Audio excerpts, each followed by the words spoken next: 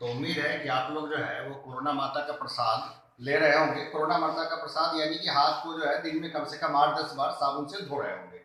तो चलिए हम लोग आगे बढ़ते हैं और आज हम लोग देखते हैं इंडियन इकोनॉमी का sectors of the Indian economy. Class 10 का ये है, क्लास 10 का है sectors of the Indian economy.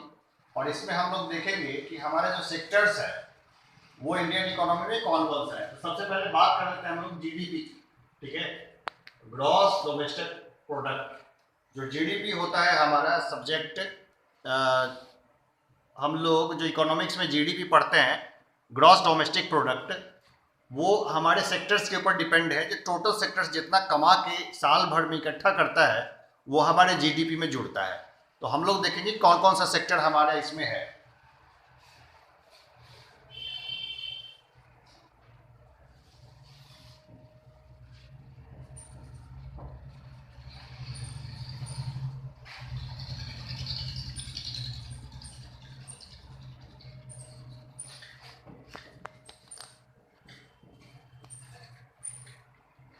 अब हम लोग देख रहे हैं कि 3 सेक्टर्स की बात करेंगे हम लोग, प्राइमरी सेक्टर, सेकेंडरी सेक्टर और टर्सरी सेक्टर।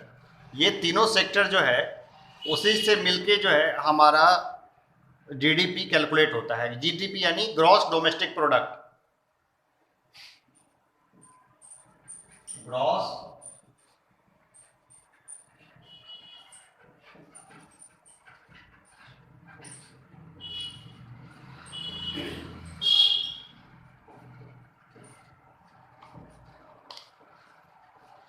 अब इसी को हम लोग हिंदी में बोले तो ये हो जाएगा सकल घरेलू उत्पाद, ग्रॉस डोमेस्टिक प्रोडक्ट यानी कि सकल घरेलू उत्पाद।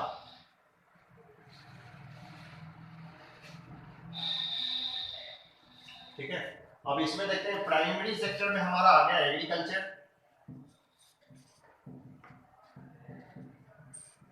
सेकेंडरी में आ गया हमारा मैन्युफैक्चरिंग,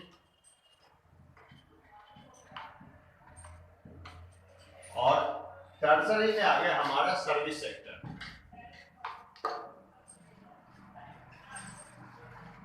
ये हम लोग देख रहे हैं कि प्राइमरी में हमारा आ गया एग्रीकल्चर, और सेकेंडरी में हमारा आ गया मैन्युफैक्चरिंग, और टर्सरी में आ गया हमारा सर्विस सेक्टर।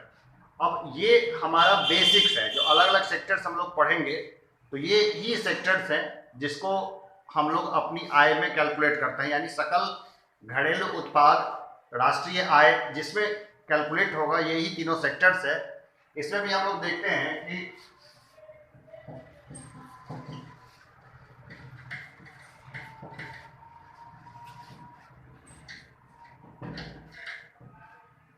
हमारे जो एग्रीकल्चर सेक्टर है, एग्रीकल्चर सेक्टर से मात्र 17% हमारे जीडीपी को जा रहा है, मैन्युफैक्चरिंग से मात्र 18%, और सबसे बेकार बात है कि सर्विस सेक्टर जो टर्सरी सेक्टर है उससे हमारे पास 65% रेवेन्यू आ रहा है।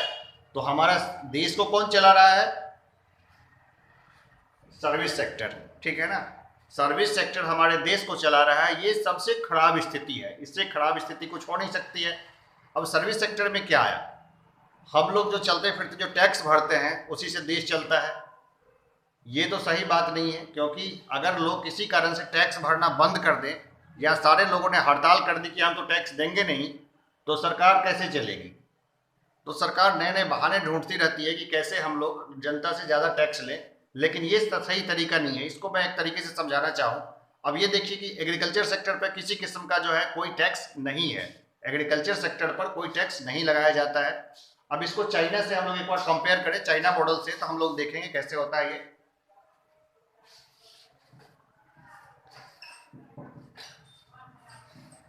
हम लोग बस एक एग्जांपल के लिए चाइना मॉडल को देख रहे हैं। तो प्राइमरी सेक्टर में जो चाइना से पैसा आता है वो आता है 2% है प्राइमरी सेक्टर में एग्रीकल्चर से, सेकेंडरी सेक्टर में 49%,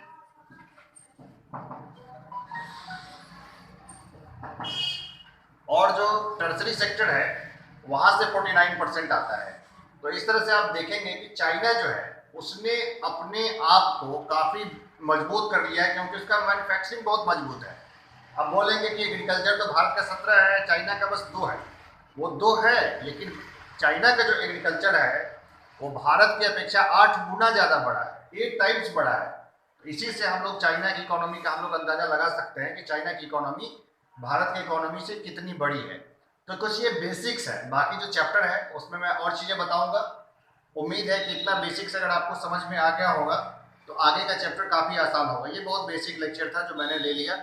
इसमें अगर किसी को कोई प्रॉब्लम हो तो बताना। वैसे मैं क्लासरूम में आऊँगा वापस से, तुम्हें फ्रेश डायग्राम वापस से बनाऊंगा, थोड़ा डिटेल में बताऊंगा। अभी के लिए इतना ही, धन्यवाद।